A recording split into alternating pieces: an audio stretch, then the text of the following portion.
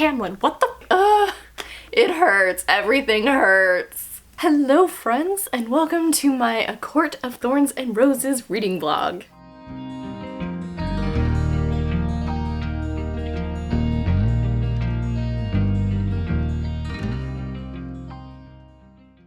It's finally happening. I'm doing it. Can you believe? I feel like it's been a long time coming. I've had A Court of Thorns and Roses and A Court of Mist and Fury on my shelf forever, and I'm finally gonna be reading it and vlogging it. This is a much hyped series. I have heard everything under the sun about these books as far as, you know, it's the worst book you'll ever read, it's the best book you'll ever read.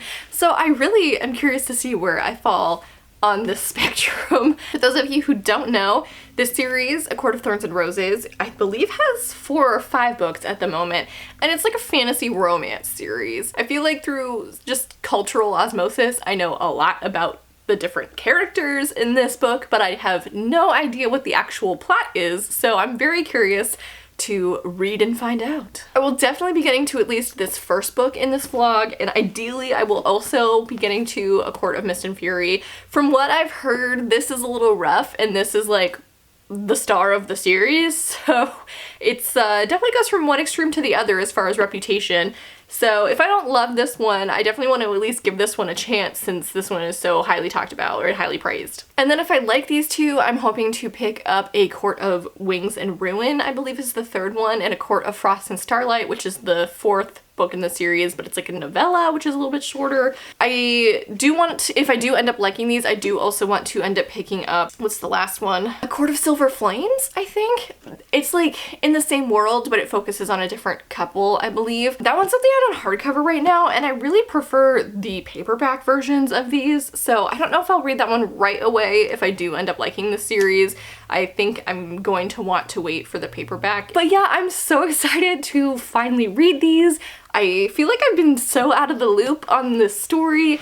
This book series really dominates the discussion on like Book Talk, and a ton of booktubers have also read and reviewed these, so I want to be in the know. And again, I have no idea if I'm gonna love these or hate these, so I figured that would be a really fun opportunity to vlog and kind of get my reactions to things, and yeah, I'm really excited. So far, I am about 40 pages into A Court of Thorns and Roses, and I am liking it so far. The story follows a young woman named Feyre. She is the youngest of 3 sisters. Her family was once rich, but has fallen into poverty in the last few years for reasons that have yet to be disclosed. Her mom has passed away, and on her deathbed made Feyre vow to keep the family together and protect her older sisters, who are both a bit more fragile than she is. Feyre goes out and hunts in the woods and is really the one providing for her family. Her father is sort of the shell of what he once was, and in order to feed her family and keep them alive, she has to go out and hunt and trade and whatnot. And her 2 older sisters are very spoiled. I do not like them so far.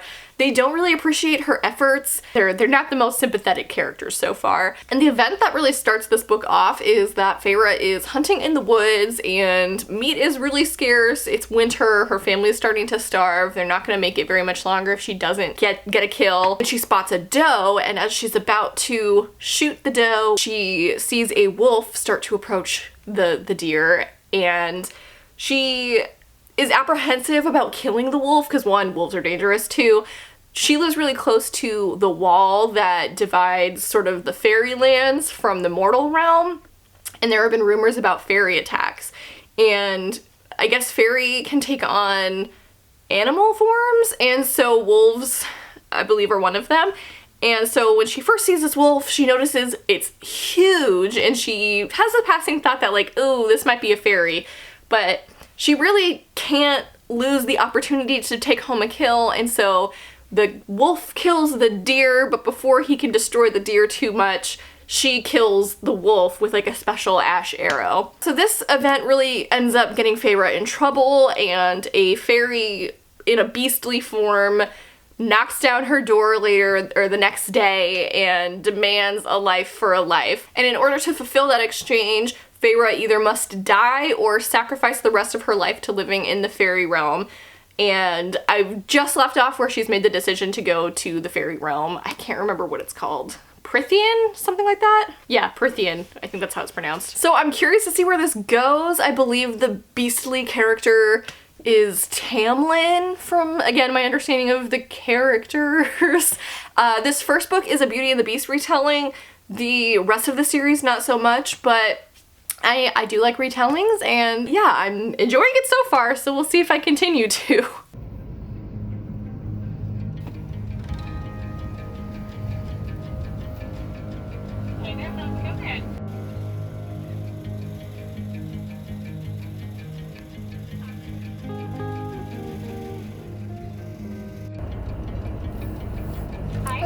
Good, how are you?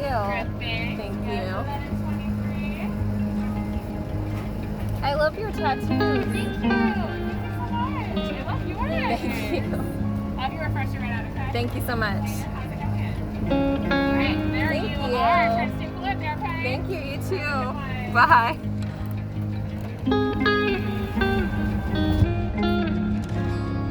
She was so lovely.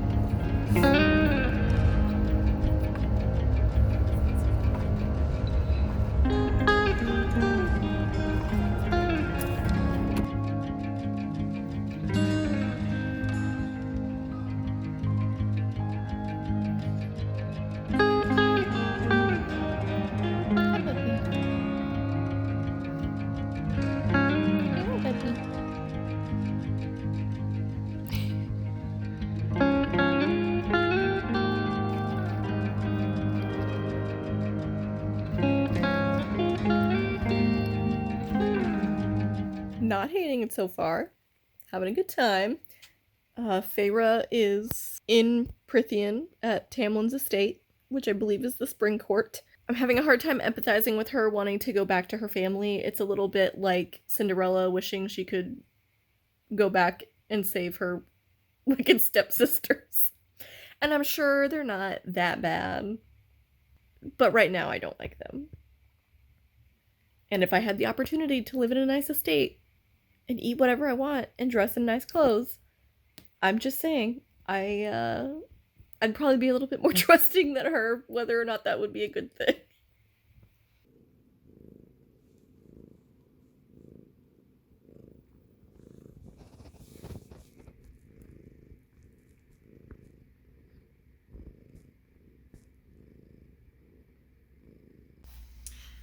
I wish I didn't know what I knew about the characters in this book. It would have been fun to read this sort of without any sort of preconception over like who's gonna end up with who and stuff like that. Because I'm enjoying Tamlin in this one, and I know the internet kind of likes to collectively shit on him. But he's being so awkward and sweet, it's hilarious. And like him whispering to Lucian, like trying to impress Feyre is just really funny. Hello friends, it is the next day. Figured I'd give you guys a little bit of an update. It's about 4 o'clock right now. I had to run a ton of errands earlier today, and I'm currently putting off folding a ton of laundry. So figured I'd give you guys a little update. I am about 220 pages into A Court of Thorns and Roses, which is chapter 25.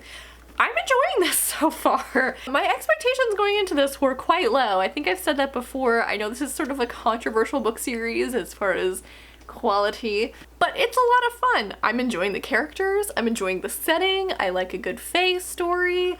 We are currently, again, I'm like just over the halfway point here. Feyre is settling into Prithian, coming to terms with the fact that she cannot leave and go back to the mortal realm to visit her family. And again, I'm still kind of like, why would you want to, girl? You're safe and comfortable and you can paint and shit now, but whatever. We just passed like a holiday fire night or something that Feyre was not allowed to attend the ceremony for because it was a very fairy event. We met Rysand. I know he's another really big character. We met him at fire night when Feyre did sneak to the ceremony. He sort of saved her from a precarious situation, but he's very dark and mysterious and handsome, so that'll be fun to see how that develops. Tamlin seems to not like him. I believe Rysand is the High Lord of the night court, right? There's a spring court, summer court, autumn court, winter court, dawn court, day court, and night court.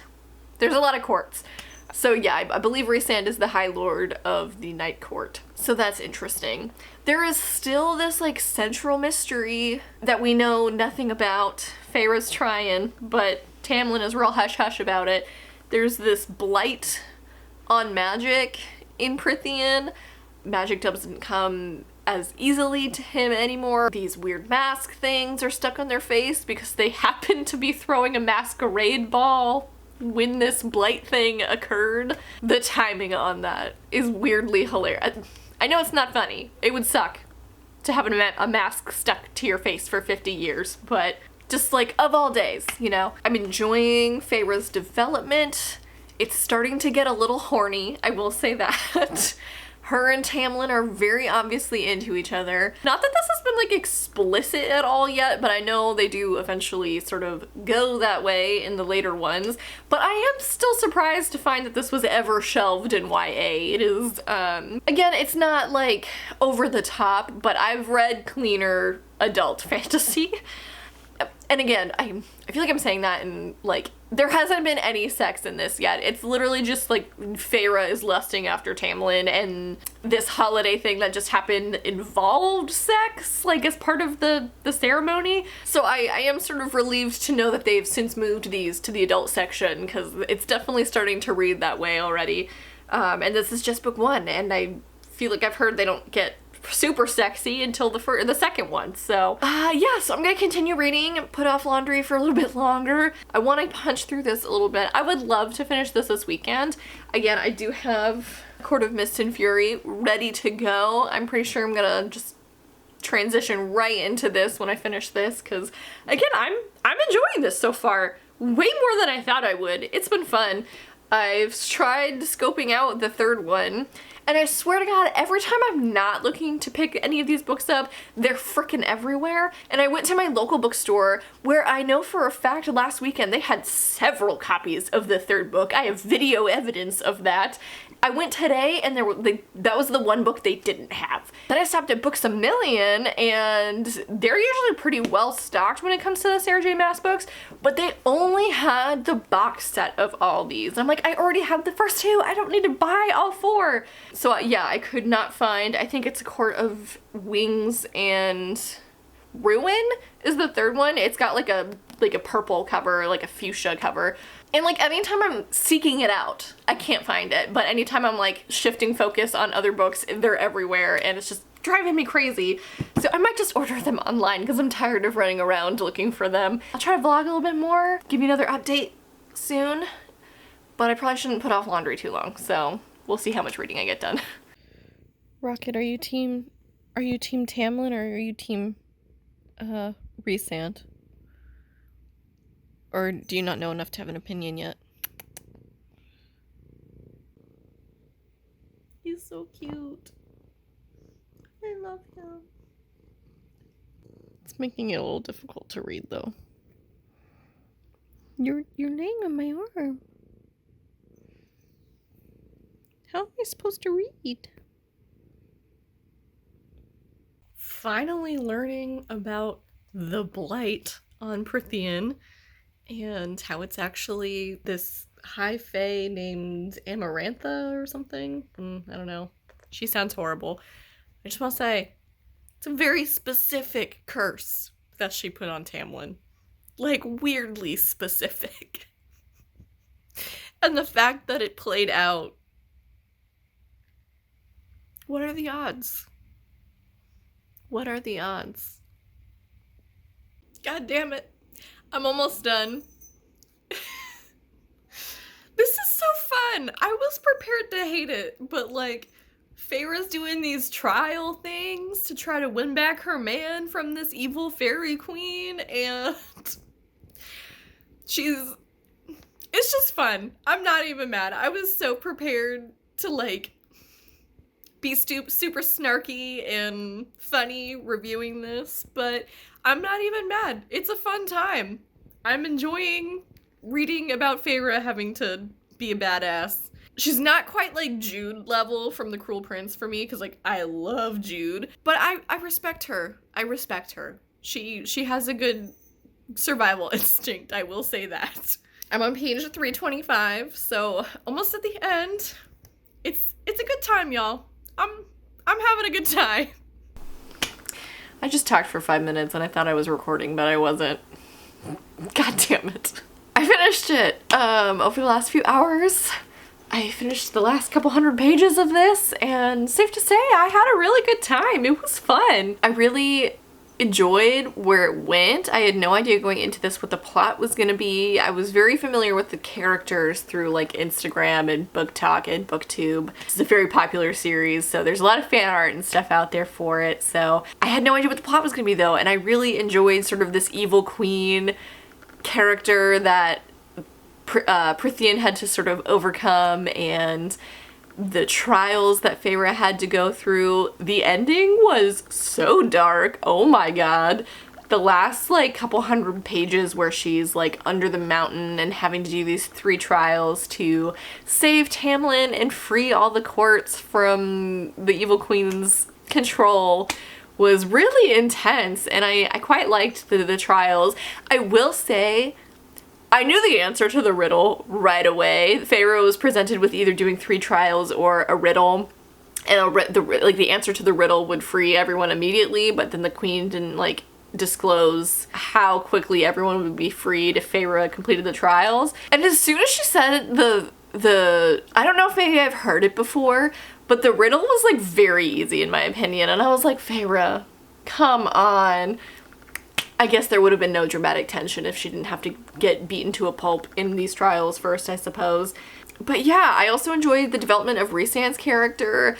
He was introduced kind of halfway-ish through, and I wasn't sure if we would get a lot of him in this book. I know we do have a bit of like a love triangle situation coming up in the next book between Feyre, Tamlin, and Rhysand. I enjoyed how their relationship grew through both necessity and just sort of this weird broken bond that him and Feyre now have. That was really interesting. I did also know through, again, fan art and stuff that Feyre would eventually either become or be revealed to be High Fae.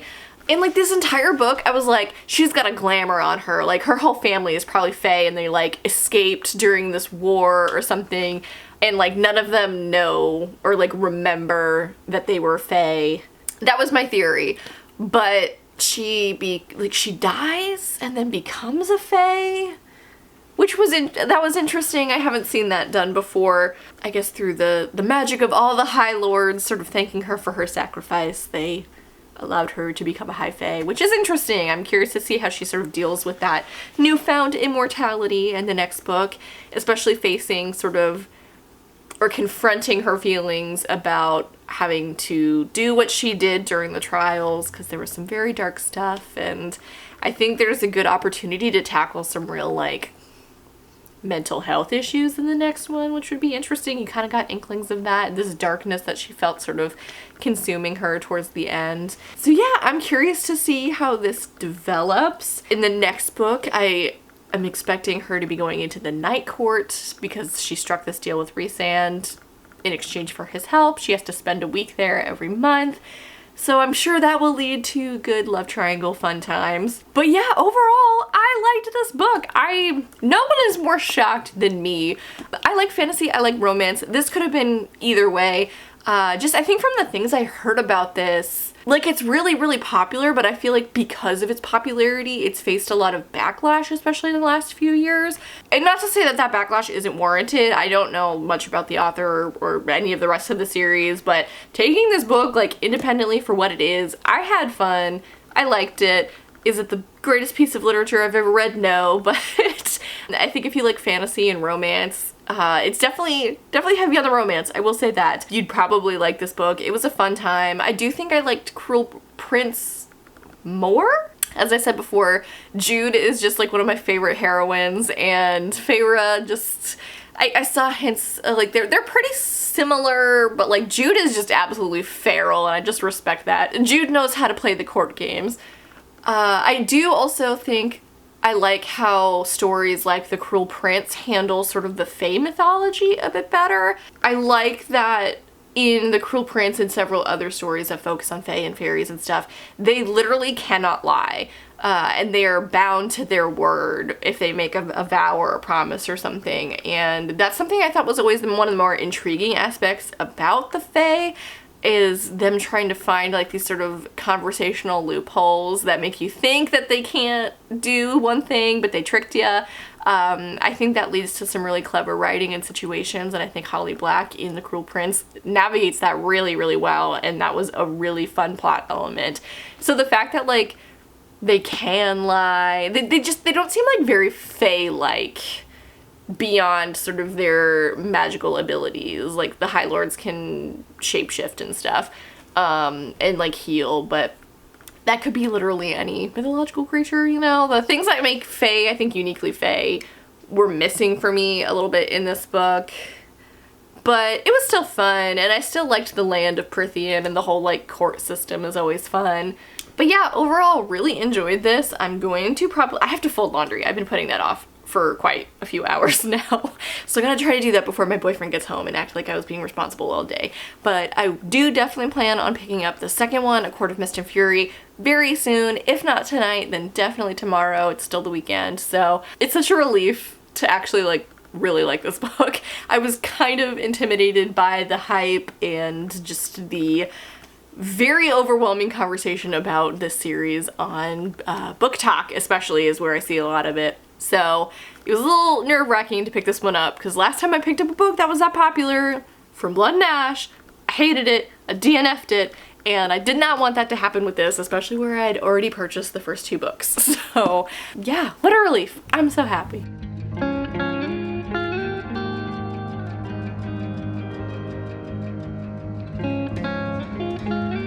Excuse my face. It's Sunday morning and I don't feel like getting cute yet. I'm about 40 pages into A Court of Mist and Fury.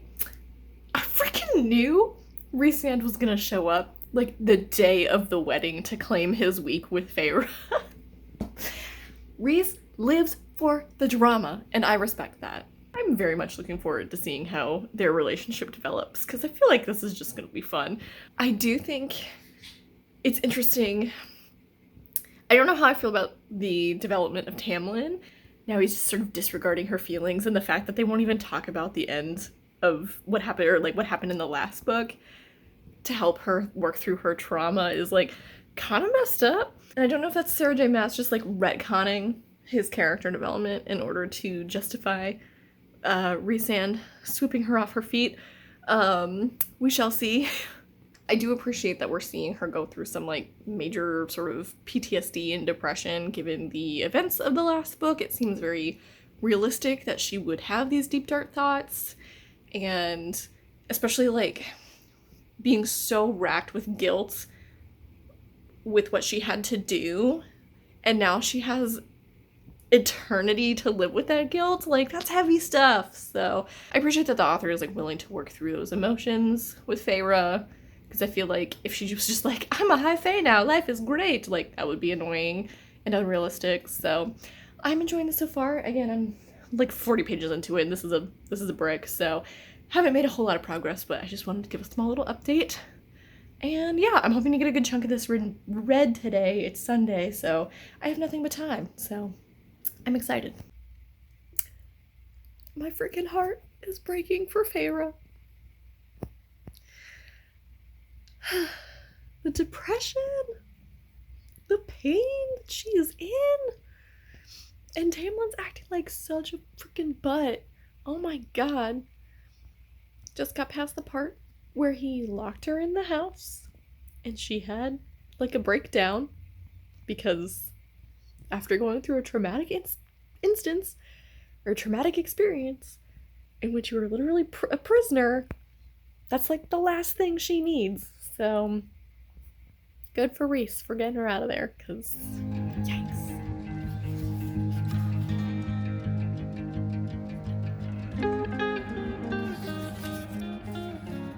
Stop. Why are you doing this? Helping me vlog.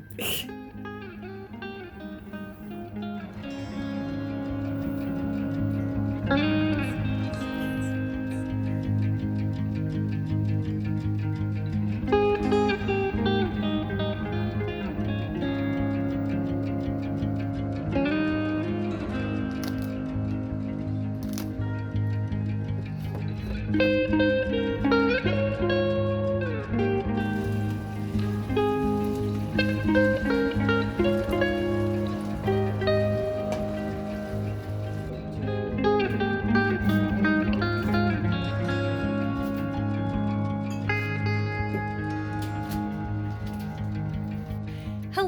It has been a couple days since I last updated, but fear not, I have been reading. I am on page 300 something, 352, so making good progress. I do hope to get another big chunk done tonight, because I'm getting there. The plot has really exploded in this one. There's an evil king in Highburn, and he wants to come take over Prithian and the mortal realm. There's a cauldron that is like part of the creation myth of the world, and a book that can nullify the cauldron's powers that this king is trying to use for evil. But the book is split in two, and Feyre and Rhysand and the Bat Boys are on a mission to find the book. Meanwhile, Feyre's powers are really exploding. She's a High Fae now, and apparently when all the High Lords revived her at the end of the first one, they gave her a little speck of their power. So she's got a ton of secret abilities now, which is fun, if not a little convenient. Also, Feyre and Rhysand are being very flirtatious with one another. Feyre's starting to grow attached to him, grow feelings for him. She's gotten quite jealous whenever she sees him flirting with someone else. So it's fun. I'm having fun still, and that's good. I could probably do without the excessive use of the words males and females. I don't know why, it's just sort of cringy. I get that, like, if Feyre is internally referring to Rhysand, Cassian, and Azriel, instead of saying all their names, she's gotta call them something. But it's always like, the males behind me, or like, the males are with me. I don't know why, it's just so cringy. There's literally no other word you could use to refer to them. Other than, like, I get you wouldn't want to use the word man, because they're fae. But there's gotta be something better than males, come on. And they do the same thing with females and stuff too. Like, oh, he's a good male, or she's a good female. It's just like, stop, ew. Again, I don't know why it feels cringy, it just does. That's probably my biggest complaint about this book and series so far. It's a little weird with some of the word choices, but otherwise, still enjoying it, still having fun. So I'm gonna read a little bit more now, and yeah, I kind of just want to spend the rest of the evening reading, because I gotta get this vlog up in a couple of days, and I want to finish this book beforehand, so I will update you later.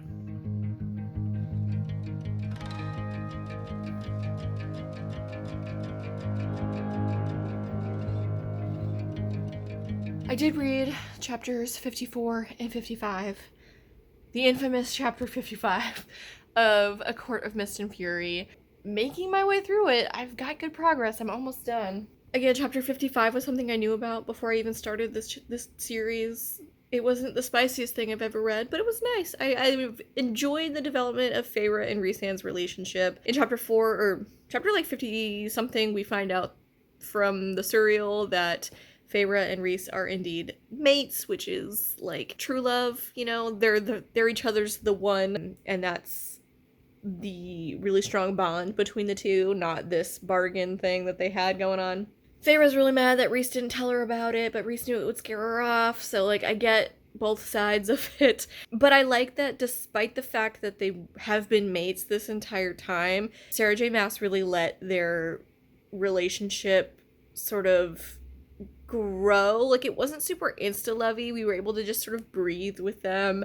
They became friends first, and obviously, like, you could tell Rhys really cared about Feyre, and Feyre really grew to care about Rhys as well. But it felt natural. Like, it didn't feel like, we're true loves, and I'm just gonna run off into the sunset with you. Like, it's developed quite nicely, I think, and even though I was waiting for them to do it this entire book, I do like how long it took for them to get to that point where they were that, like, emotionally vulnerable with one another. And I thought chapter 54 especially was really sweet, getting Rhysand's side of the story and sort of, like, his perspective on all the events that happened in the first book and the beginning of this book, and how even though he knew Feyre was his mate, he had to let her come to that decision herself, and, he didn't want to force anything on her, and he was willing to, like, stand by and let her be happy if being with Tamlin was indeed what made her happy, and obviously it didn't, in the end, but the fact that he was willing to make that sacrifice I thought was really sweet. I do also like that, like, there's sort of a consent aspect of sort of this mate bond. Something about how, like, Feyre had to offer him food and have him accept it or something in order for, like, the bond to truly set. And so she was able to, like, make that decision herself, whether or not she wanted to accept the mating bond with Rhys. So I appreciated that it wasn't sort of, like, out of both of their hands. And even though there is this sort of bond between them, it's there because they're really right for each other. And I think I really like the way that their relationship grew from the first one. They started off as enemies-ish, but, like, Rhys was playing a role, and he was still doing everything he could to protect her. So, I don't know, I thought it worked really well, and I'm enjoying where they are now. I still have not quite as much as I would have expected left, given the amount of plot I feel like we have to wade through, so I feel like this is gonna really segue into the next one and leave a lot of things hanging for the next one to resolve. And I ordered that one online. It should be coming in the next couple of days. So I'm excited for that because I'm really enjoying the series a lot more than I expected to. So I'm very pleasantly surprised. It's not the perfect series, obviously. I have a couple issues with it, and that's mostly just sort of weird terminology and stuff every now and then. But I do appreciate how dark this got, and that Sarah J. Maas has been willing to really wade through this darkness and really explore, especially Feyre's sort of psyche, and how going through the really traumatic events that she's gone through has changed her fundamentally as a person.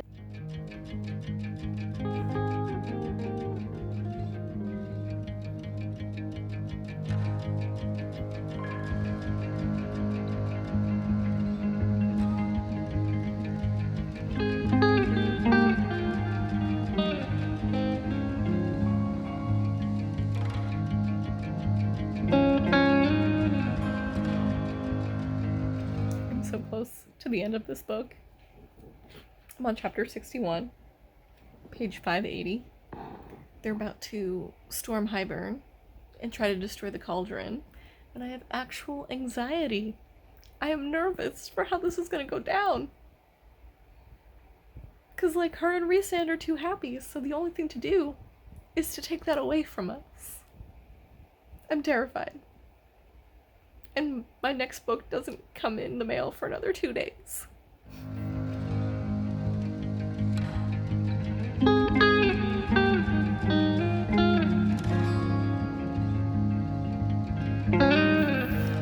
Fucking Tamlin. I just finished it, and I am not okay. I'm gonna update you guys tomorrow.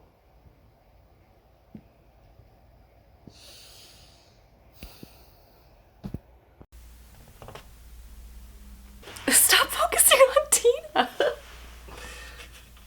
Okay, I'm just gonna turn her around. Tamlin, what the? As you guys know, I finished A Court of Mist and Fury, and I'm furious. As the title suggests, I might be. I had real anxiety going into the end of this book for some reason. I don't know, the stakes were just, like, so high, and I was, like, so scared for Feyre, and, like, I knew Tamlin wasn't gonna listen to her when she said she was happy now with Rhysand, but to sell Prythian out to the King of Highburn, what the fuck? I've never seen a love interest go to a villain quite so fast, and I don't know if it's necessarily the most believable thing, but I'm here for the drama, and that was dramatic as hell, so okay. I also never thought I'd actually empathize with Feyre's sisters, Elaine and Nesta, because they were real horrible to her in the beginning of A Court of Thorns and Roses. And I don't know, the end of this book made me feel for them. They got shoved into this magical cauldron and made into High Fae, which, you know, objectively, like, you're immortal now, cool, but, like, the nature of the transformation was traumatic. Oh my god. That whole scene was so intense.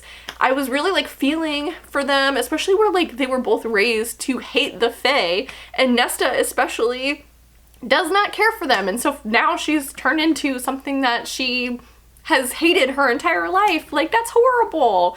I'm very curious to see how Sarah J. Maas develops them as Fae characters now and their relationships with the inner circle, Rhysand's inner circle and stuff. But yeah, everything is horrible now, and I want it to be fixed already. Feyre has to play spy in Tamlin's court now because he thinks that he's won her back, and she's playing along, and that whole scene where she had to act like she had been kidnapped by Rhys and that their bond was broken now was like, I knew that Rhys knew that she was acting, but it still hurt, and like, she now has to go back to this place that like really messed her up mentally, and I'm disappointed for her.